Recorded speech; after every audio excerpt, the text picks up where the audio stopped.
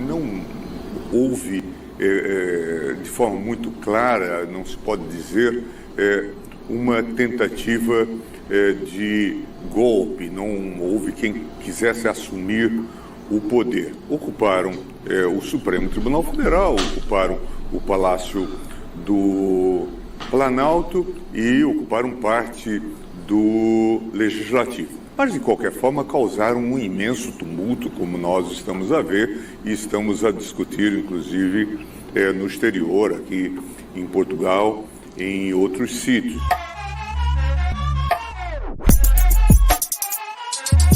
Ele achou que a gente não fosse ficar sabendo disso? É estranho, né? Eu já vou ouvir o Olavo e o Melão aqui. Olavo, estranho, né? Porque ele fala de uma forma como se esse posicionamento de quem está condenando por tentativa de golpe, como se isso não chegasse no Brasil.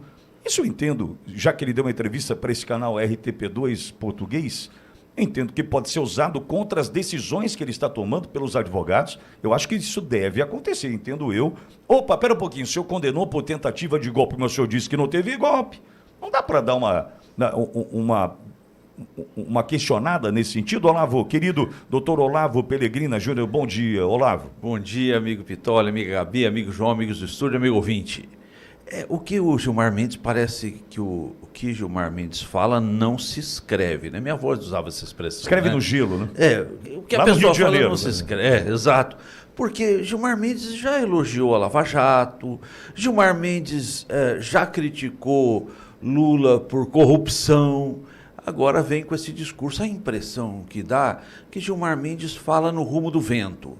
Se ali é favorável dizer que não houve golpe, ele vai dizer que não houve golpe, mais ou menos como joga para a galera.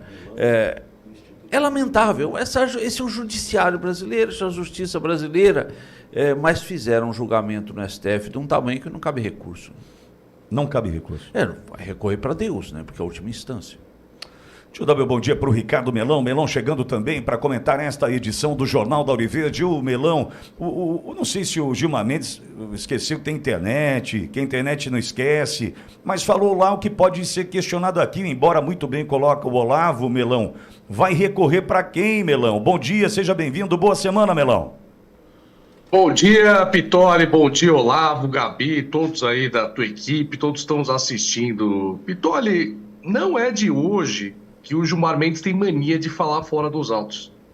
Ele sempre se manifesta fora dos autos. Aliás, o Gilmar Mendes ele é campeão de duas coisas. Primeiro, se manifestar e dar a sua opinião, antecipar visões, julgamentos, entendimentos fora dos autos. Essa é uma das coisas que ele sempre foi campeão. Aliás, eu acho que ele foi o primeiro, se eu não me engano, ele foi o primeiro membro de uma Suprema Corte no mundo a ter Twitter, a se comunicar pelas redes sociais. Essa é a primeira coisa que é a especialidade do Gilmar Mendes. A segunda coisa que é a especialidade do Gilmar Mendes é mudar posicionamento.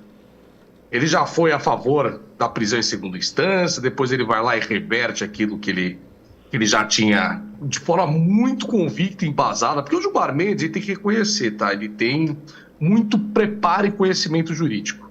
Isso de fato ele tem. Tá? É inegável que entre os ministros ali, talvez ele seja o maior conhecedor ali das leis, tecnicamente falando. E ele usa esse poder que ele tem e essa influência, né, por esse conhecimento junto a outros ministros, até pelo fato de ele ser um ministro mais antigo, bem antigo, não é o mais antigo, mas é um dos mais antigos ali, ele usa sempre para poder atender às conveniências do momento, porque ninguém vai conseguir justificar o injustificável ali nos autos, usando juridiquês e etc., tão bem quanto ele para embasar aquilo que é absurdo. Ou mesmo para mudar o posicionamento que ele já tinha tido. E como lembrou muito bem o doutor Olavo, até na Lava Jato. Na Lava Jato, quando começou, ele era entusiasta da operação. Depois se tornou um dos maiores críticos. Até as operações começarem a chegar, coincidentemente, em partidos ali que ele era um pouco mais próximo, aí foi mudando o posicionamento e entendimento dele. Mas essa discrepância entre as falas do Gilmar Mendes, depois do que ele coloca nos autos, ou entre o que ele já colocou nos autos e depois mudou completamente posicionamento poucos anos depois e prega outra coisa, também embasada juridicamente ali no malabarismo que ele faz. Isso é característica dele e, pelo jeito, não vai mudar. O que me deixa tranquilo em dizer, vale a pena investir no convencimento do Gilmar Mendes. Ele muda mesmo. Ele tem uma capacidade... O investimento no convencimento do Gilmar Mendes faz com que ele mude de ideia com uma tranquilidade incrível, né? Mas vamos lá. Saudações, Alexandre Pitoli, saudações, meus amigos e meus amados haters, todos ligados na Auriverde Brasil. A sucessão presidencial de 2026 já começou?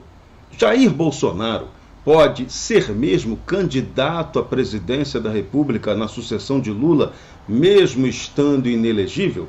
A possibilidade de ocorrer uma anistia que permita a Bolsonaro concorrer é concreta ou não? São muitas perguntas ainda para serem respondidas. Por enquanto, o que a gente está vendo é uma polêmica enlouquecedora que começa a vir de fora para dentro do Brasil. Olha o que provocou nesse final de semana declaração do ministro Gilmar Mendes. 2 pronunciamentos dele, 2 entrevistas em diferentes situações geraram aí uma confusão danada e que pode alimentar ainda mais a repercussão internacional do caso.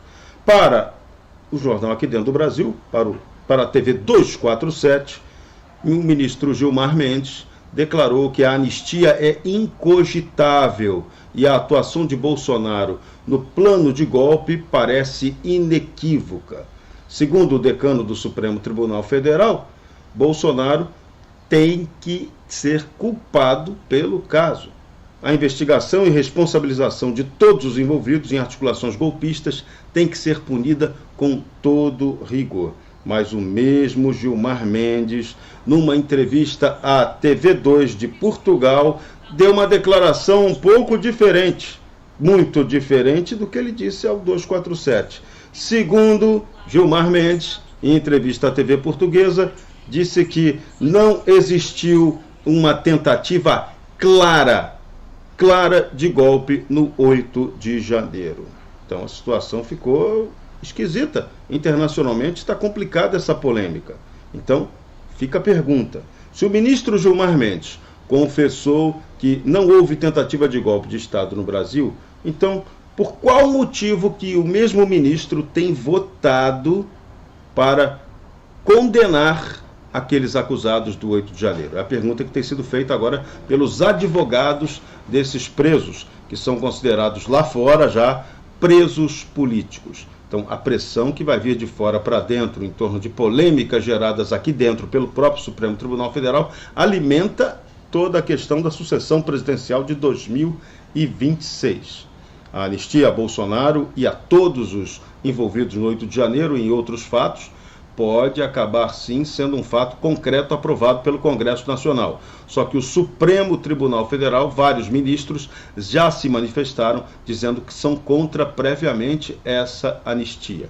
Então, o Judiciário decide uma coisa, o Congresso Nacional, representante do povo, pensa diferente, pode decidir outra, e tem tudo para ocorrer um conflito entre Judiciário e os representantes do povo, muito em breve, ainda na atual legislatura. Enquanto isso, a sucessão municipal vem aí com definições. Jair Bolsonaro aparece como o grande apoiador capaz de eleger prefeitos e vereadores.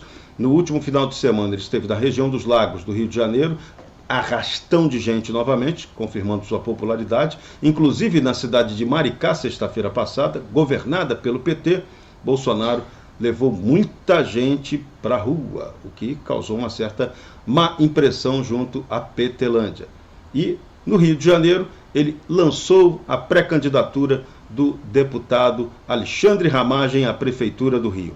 Um jornal carioca de grande circulação chegou até a dizer que o evento foi esvaziado. Só que quem visse a imagem da quadra da escola de samba lotada, a escola de samba Padre Miguel cheíssima de gente, deu para ver que Bolsonaro ainda consegue levar muita gente para apoiar quem ele quer. Enquanto isso, na sucessão, que você ainda não tem nomes claros, não se sabe se Lula terá fôlego para ser candidato à reeleição, e muito menos se o PT terá condição de ter algum nome que consiga chegar perto da popularidade que Lula um dia já teve.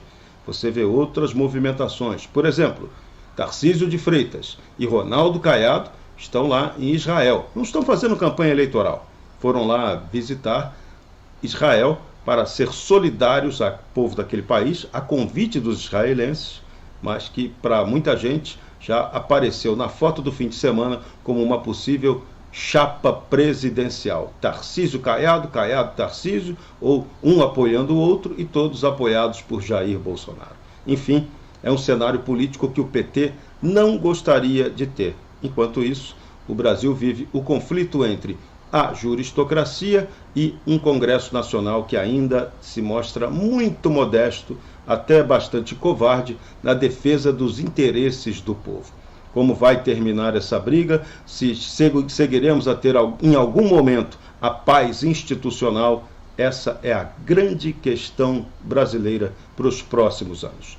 Para Ouro Verde Brasil, Jorge Serrão.